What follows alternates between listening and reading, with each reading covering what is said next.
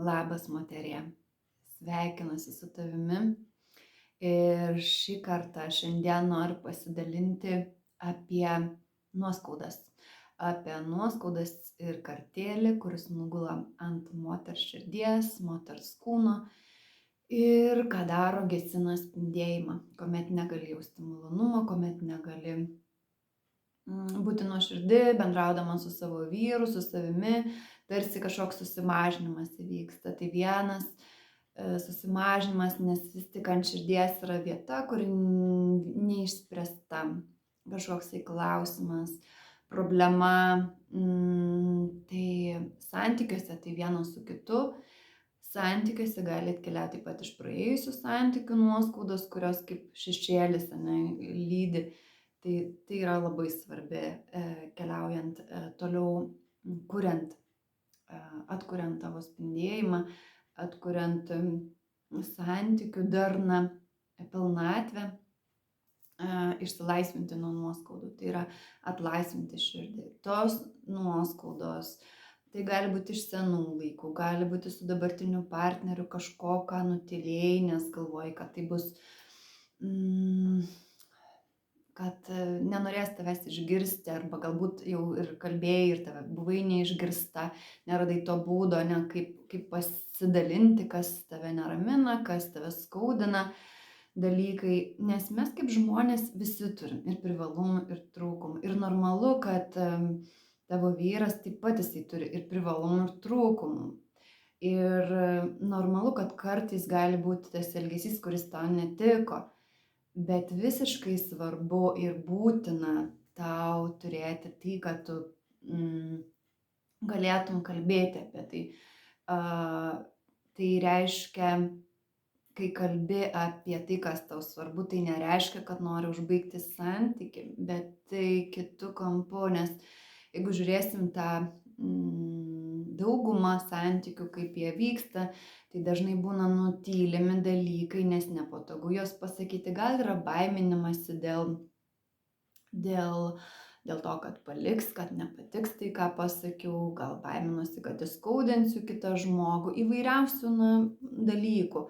Daugelis dalykų ateina iš tų skausmingų patirčių, kurios turėjo arba pati, tavo vyras, arba ne iš giminių, tiek vieno, tiek kito ateina tos istorijos, kur vienam iš praėjusių video dalinausi apie tą bagažą, praeities bagažą. Tai, kurį atsinešam ir jisai, kaip šleifas pasąmoniniu būdu veikia. Nuoskaudos gali būti jau labai konkrečios nuoskaudos, kurios susikaupia per tą bendrą patirtį, bendrą gyvenimą. Ir kuo daugiau bendros patirties turi, tai galimybė nuoskaudom tikrai visada yra, nes mes esame visi žmonės. Ir tu, ir jis, ir aš. Tai su savo vyru taip pat mes einam per tą patį. Tik tai, kai mes žinom jau, ką daryti su tom nuoskaidom, kaip jas paleisti, kaip jas perskirti ir transformuoti nuodus, transformuoti į nektarą, kas maitintų, arba taptų kompostu tiems augalams, kuriuos auginate savo santykiui. Tai iš tų sudėtingų situacijų, iš tų nuoskaudų jas perkeisti, paleisti, išvalyti ir transformuoti. Tai yra tai, kas skaudino vienas kitą, kad taptų trąša ir augimu vienas kitam. Visuose šituose pasidalinimuose, kai dalinuosi, be abejo, nekalbu apie situacijas, iš kurių tiesiog reikia pasišalinti, saugant save. Tai yra smurto situacijos, psichologinio, fizinio, visi toksiniai dalykai. Tačiau šiame žmonių, tai šitos situacijos, kai reikia tiesiog save išnešti iš tų aplinkybių.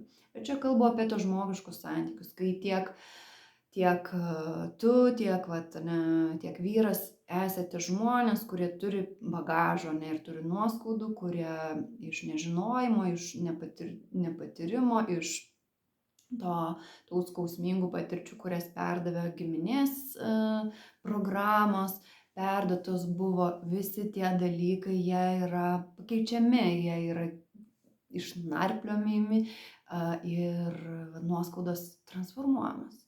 Man labai patinka ta frazė. Nuodus transformuojami į nektarą, tai kas tie sunkumai, tie sudėtingi dalykai, juos perkeičiami į nektarą ir tai tampa tuo spindesiu ir kai nebegula ant tavo pečių, ant tavo širdies, ant tavo pilvelio, ant tavo rankų, ant tavo galvos, tos nuoskaudos, tu tiesiog fiziškai tampi gražesnė, tai yra spindėjimas atsiveria, nes tai kaip pelenų sluoksnis, ne, uždanga. Kartais net vengiant šitų temų moteris slepiasi, ne, vengia tam tikrų susitikimų, tam tikrų situacijų ir ką tai sukuria bereikalingas įtampas pačiai jos kūne, kas irgi slopina, ne, tą gerą savijautą, mėgavimąsi būti savo kūnu, tiek be abejo tą tiekmę santykio ryšio su tavo mylimuoju, romantikos kūrimu. Tai yra toksai labai svarbus momentas, kai tas nuoskaudas, ne, paleisti, pakeisti. Kitas momentas nuoskaudų yra čia santykiuose, kai sutinku moteris, kurios patyrė skyrybas, neišsiskyrė ir bando sukurti naujus santykius, jeigu save irgi randi, tai yra, kas yra labai svarbu, išvalyti tas nuoskaudas, kurios liko po skyrybų. Galbūt išėjai iš toksinių santykių, galbūt tikrai iš to smurto situacijų save išnešiai, galbūt visai kitos priežastys, kodėl užsibaigė ne tas santykis ir išėjai.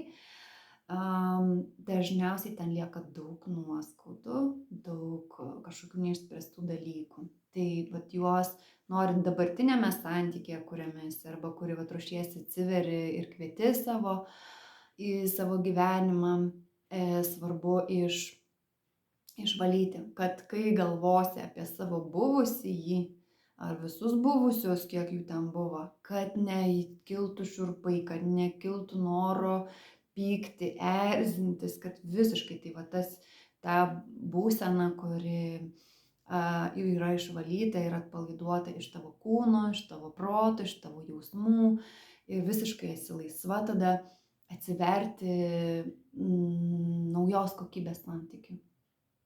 Tai tiek išvalymas ne tame santykėje, kuriame tu esi dabar, tiek iš praeitų santykių atpalaidavimas tų nuoskaudų atveria tokį didžiulį kelią, išlaisvina į spindėjimą tavo pačios, kad tu gali mėgautis tuo, kuo tu esi, nesusimažinti, nenutilėti kažkokių dalykų, kita vertus ir nerėkti jų, ir nešaukti, ir reikalauti, ir nekontroliuoti, o būti to malonumo, pasitenkinimo, pagarbos, vertumo jausme, kuomet esi verta būti tokia, kokia esi, verta būti mylinčiame ir pagarbiame santykė, kai tave vertina, gerbia, nepaisant to, kiek laiko esate drauge. Tai jeigu tau rezonuoja, linkiu tau visokio gerumo tavo santykiuose su savimi ir savo vyru, bet jeigu rezonuoja, jeigu jauti, kad kalbu tiesiai tau ir tu nori būti palydėta, kviečiu tave. Atvėriau duris spindinčio moteriškumo mentorystės grupiniai programai, labai intimioj moterų grupiai ir dedu apačioj nuorodą, paskaityki, ar tai yra tau ir užpildyki paraišką, jauti, kad tikrai tau ir tu nori būti vedama.